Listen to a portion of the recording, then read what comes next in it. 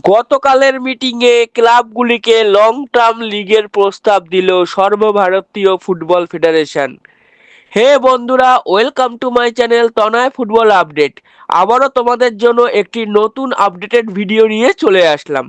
বন্ধুরা, গতকালের মিটিংয়ের পর মনে হচ্ছে আইএসএল নিয়ে জট খুলতে চলেছে। হ্যাঁ বন্ধুরা, ক্লাবগুলির চাহিদা মতনই কিন্তু লং টার্ম লিগের প্রপোজাল দিয়েছে এআইএফএফ। সেটি হলো 20 বছরের। ইয়েস, 20 বছর এই লিগটি করার প্রস্তাব দিয়েছে এআইএফএফ, এবং এই ইন্ডিয়ান সুপার লিগের রাইটস কিন্তু থাকবে সম্পূর্ণভাবে এআইএফএফ এর হাতে। তারা আরও বলেছে যে এআইএফএফ এর ক্যালেন্ডার শুরু হবে 1 জুন থেকে 31 মে পর্যন্ত, এবং এটি ওপেন লিগ হবে। এখানে প্রমোশন এবং রেলিগেশন দুই থাকবে। তবে এটা এই বছর থেকে কার্যকারিতা হবে নাকি সেটা কিন্তু এখনো বলা হয়নি। বন্ধুরা, এবার আসছি কি কি পয়েন্ট ওই চিঠিতে লেখা ছিল।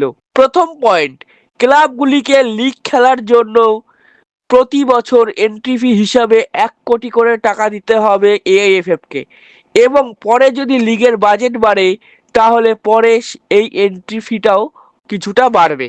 দ্বিতীয় পয়েন্টটি হলো, আইএসএল থেকে যারা আই লিগে অবনমন হবে তাদের একটি প্যারাশুট মানি দেওয়া হবে সিকিউরিটি হিসাবে, যাতে তারা আই লিগে গিয়েও ভালো মানের দল তৈরি করে আই লিগে খেলতে পারে। 3 নম্বর পয়েন্টটি হলো, এই লিগের সমস্ত খরচের পর যে রেভিনিউটি আর্ন হবে তার মধ্যে ক্লাবগুলিকে 50% দেওয়া হবে, এবং এই আইএসএল অর্গানাইজ যে করবে তাকে 15% দেওয়া হবে, এবং 10% গ্রাসরুট ডেভেলপমেন্টের জন্য রাখা হবে, এবং 25% থাকবে সিকিউরিটি মানি হিসাবে। চতুর্থ পয়েন্ট, এই লিগটি পরিচালিত হবে একটি নির্দিষ্ট বাজেটের মধ্যে, সেটি হলো প্রায় 70 কোটি টাকা।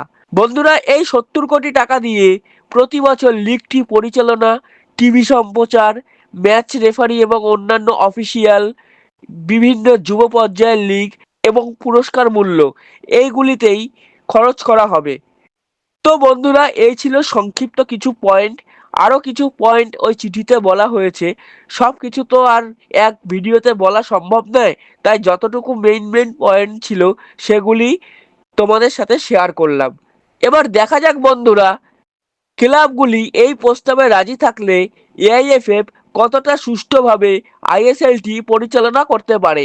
কারণ আই লিগের অবস্থা তো আমরা দেখেছি, চ্যাম্পিয়নশিপও নির্ধারণ করতে সুপ্রিম কোর্ট বা ক্যাশে যেতে হয়।